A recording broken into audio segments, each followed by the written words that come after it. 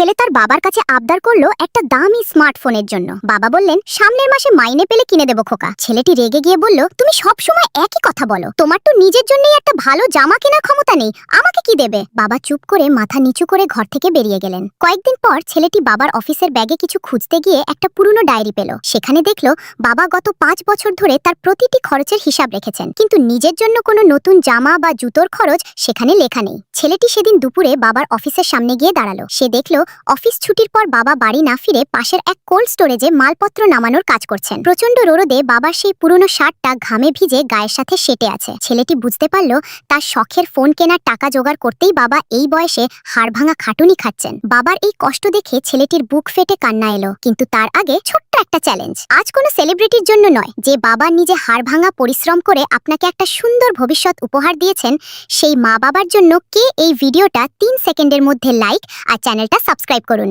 আর কমেন্টে চোখ বন্ধ করে লিখুন পরিবার। দেখি আজ কতজন নিজের পরিবারকে সত্যিই ভালোবাসে। ছেলেটি দৌড়ে গিয়ে বাবাকে জড়িয়ে ধরলো আর বলল, বাবা, আমার আর কোনো দামি ফোনের দরকার নেই। আমি তোমার ওই ঘামে ভেজা ছেঁড়া শার্টটার দাম কোনো দিন দিতে পারবো না।